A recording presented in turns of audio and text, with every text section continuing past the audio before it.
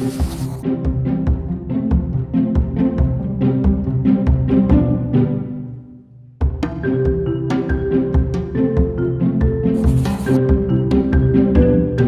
m'appelle Olivier Lacroix, je suis psychologue et consultant transculturel en protection de la jeunesse. Je m'appelle Angela Stoica, je suis enseignante en classe d'accueil à la commission scolaire Pointe-de-l'Île. Je m'appelle Nadine Lavoie, je suis conseillère en emploi et en intégration pour un organisme d'aide à la recherche d'emploi en région. Bonjour, je m'appelle Sarah Dufour, je suis professeure titulaire à l'École de psychoéducation, Université de Montréal. Le Québec, vous le savez, a un visage de plus en plus diversifié.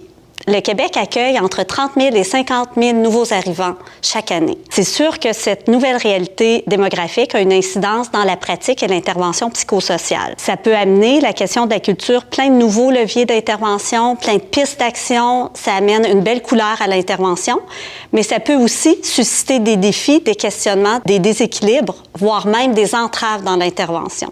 Aujourd'hui, on va échanger entre nous sur l'expérience de personnes en situation de diversité culturelle, comment ces intervenants ont fait face à la situation. Puis on va isoler de ces témoignages les 3 principes de l'auteur Koen Emmerich qui nous donnent des pistes d'action pour dénouer des nœuds d'intervention auprès de familles ou d'enfants issus de la diversité culturelle.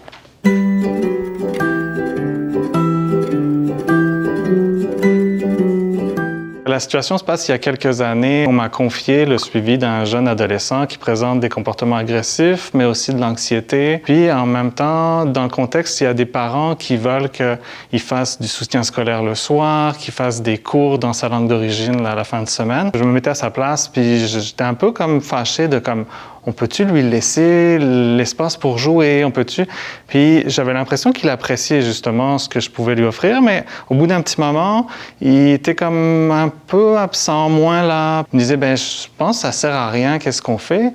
Pour finalement réaliser que ses parents lui disaient « Mais c'est quoi cette thérapie-là? Puis qu'est-ce que tu apprends là? Puis ça devrait être éducatif. » Fait que ça venait me confronter, là. C'était pas évident. J'observe dès les premiers jours de classe qu'il est un peu perdu. Cet enfant était déjà en classe d'accueil l'année d'avant. Alors, il perd ses affaires. Ma première réaction, c'était de prendre contact avec les parents. J'ai écrit des messages dans l'agenda. J'essaie d'appeler. Je n'ai jamais de réponse. Alors, je commence à perdre patience et à penser que cet enfant est laissé à lui-même, il est complètement abandonné et que je dois à tout prix le sauver, peut-être un peu contre ses parents. La dame m'explique qu'elle est en train de perdre son fils. À l'école, ils ont décidé que son choix professionnel, son choix scolaire, il ne pourrait pas aller en secondaire 1, mais qu'il devrait retourner en francisation. Et la dame, je lui demande comment son fils réagit. Elle dit, j'ai peur de le perdre. Il veut plus aller à l'école, il déteste ça, il donne des coups de pied. Je lui demande si elle a rencontré l'équipe école, s'il y avait des intervenants quand ils ont pris cette décision-là. Ça a dû être un comité scolaire, normalement, qui s'en occupe. Elle me dit que oui. Ce qui m'a choquée, c'est de sentir ce petit côté de démuni, là. Parce que même moi, comme parent québécois, la première fois que je suis allée dans une équipe pour un plan d'intervention, j'étais démunie.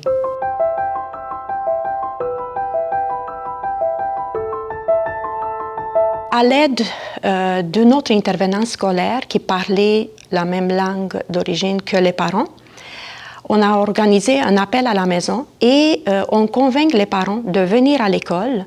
La mère vient accompagnée par une cousine. Mais au cours de la rencontre, je commence à exposer les faits. J'observe que le parent et son accompagnateur se braquent. Donc, je comprends assez vite qu'on ne peut plus continuer sur cette veine-là, qu'il va falloir que je change d'approche. Je pose des questions sur la situation migratoire, sur la scolarité antérieure de l'enfant. La famille entière est prise par la situation migratoire qu'ils vivent, les parents, les pères qui est loin de la famille, qu'on attend. À partir de tout cet échange, je comprends que j'étais complètement dans les champs. Je me retrouvais devant un parent intéressé par la réussite de son enfant, qui faisait de son mieux, qui travaillait à la maison. Moi, je pensais qu'il n'y a aucun travail scolaire qui se fait. Et à partir de cela, on a décidé de s'écrire des textos.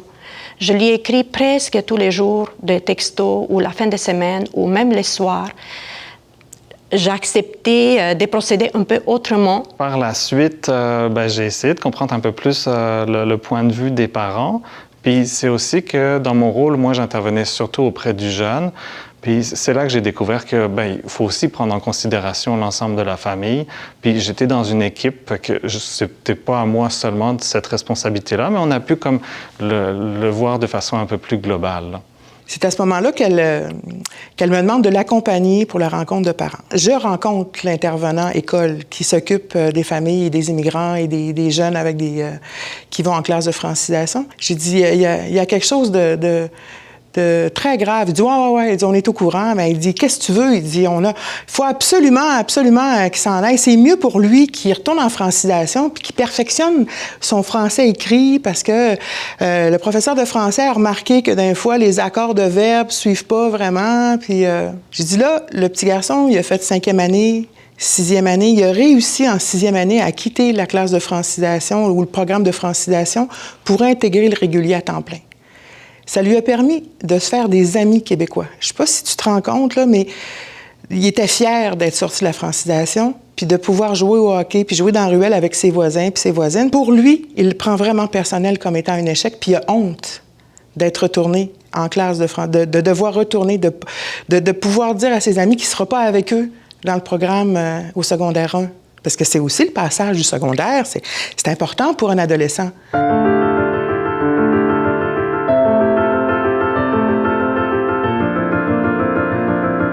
Le danger que je peux voir de ne pas utiliser cette approche qui prend en compte la culture, c'est possiblement que les parents, s'ils n'avaient pas senti que leurs valeurs, leurs normes étaient considérées, ils auraient pu se rigidifier, ils auraient pu comme ne plus vouloir rien entendre. Dans la suite des choses, là, moi, je me suis habitué à, oui, rencontrer les jeunes parce que c'est un suivi individuel, mais une fois de temps en temps, de faire des rencontres de bilan avec les parents pour comme que ça puisse, il puisse y avoir un lien, même si c'est un espace privilégié pour le jeune, mais que quand même, il puisse y avoir une certaine connexion, puis que ça ne devienne pas comme deux chemins parallèles, parfois même contradictoires, là, mais qu'il puisse y avoir quelque chose qui peut se rejoindre. Que ce soit du côté de l'intervenant ou que ce soit du côté du parent ou de la famille, de part et d'autre, comme personne, on peut être touché, heurté, confronté par d'autres valeurs. Il n'y a pas eu de changement miraculeux.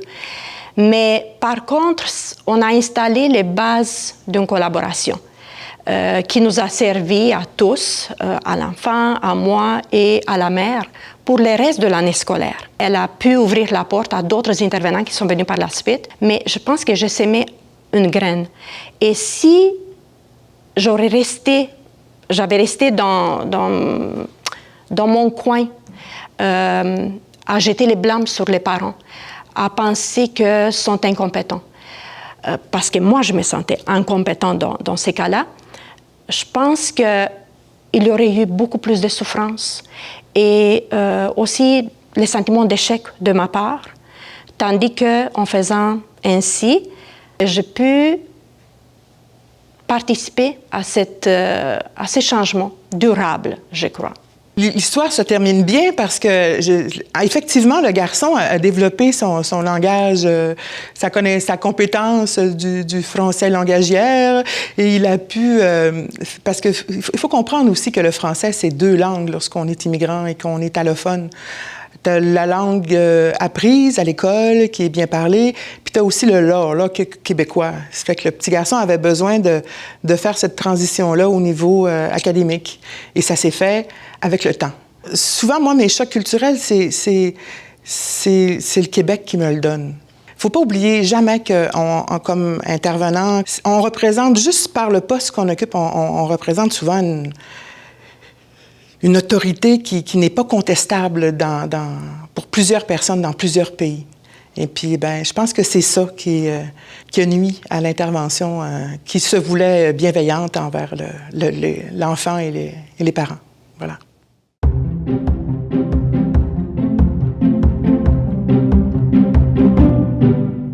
Quoi Cohen-Emerick, dans sa proposition pour l'intervention en contexte interculturel, identifie 3 temps à l'intervention ou à la rencontre avec la famille ou l'enfant issu de la diversité culturelle. La première étape, c'est la connaissance de soi. C'est de prendre conscience de ce qui me dérange moi comme intervenante. Qu'est-ce qui me met en déséquilibre? Qu'est-ce qui provoque le choc interculturel? Ça me permet de mettre en lumière mes propres valeurs, croyances, préjugés qui ont un impact sur ma lecture de la situation. C'est bien sûr la première étape pour faire un pas vers l'autre, c'est de se connaître soi-même. La deuxième étape de l'intervention, selon Cohen-Emerick, réside dans la découverte de l'autre. C'est donc avoir des questions d'intérêt, une réelle curiosité, un intérêt sain. On s'intéresse à la personne avant sa culture, découvrir ses valeurs, ses normes, la manière dont elle voit le monde. Ça va permettre de vraiment mettre en lumière la situation du point de vue du parent ou de l'enfant avec qui j'interviens et donc de pouvoir identifier l'écart entre moi, ma manière dont je comprends la situation comme intervenante, puis qu'est-ce qui m'a mis en déséquilibre, et comment cette personne avec qui je travaille, la famille ou l'enfant, eux comprennent et vivent la situation à la lumière de leurs valeurs, de ce qui compte pour eux, de leur vision de la situation. La troisième et dernière étape de l'approche interculturelle de Cohen-Emerick, c'est la recherche d'un terrain d'entente pour trouver ce qui vous réunit dans une visée collaborative. Par exemple, si vous êtes ensemble pour que l'enfant aille mieux, eh bien, c'est ce qui vous réunit. Donc, c'est de dépasser votre position d'intervenant qui est en déséquilibre, la position de la famille ou de l'enfant, pour trouver ensemble, main dans la main, de manière collaborative, de nouvelles avenues, de nouvelles manières pour poursuivre le travail collaboratif, le but qui est visé dans ce qui vous réunit dans l'intervention, par exemple, le bien-être de l'enfant. Okay. OK. Ah, il y a quelqu'un qui frappe à la porte, il me semble. Et la météo la semaine prochaine, Chicoutimi, beaucoup. C'est bon, hein? C'est bon? Cool, ça va? OK. Pas du tout stressé. Ça serait parfait. J'ai un chiffre à me rappeler, fait que c'est rien en fait.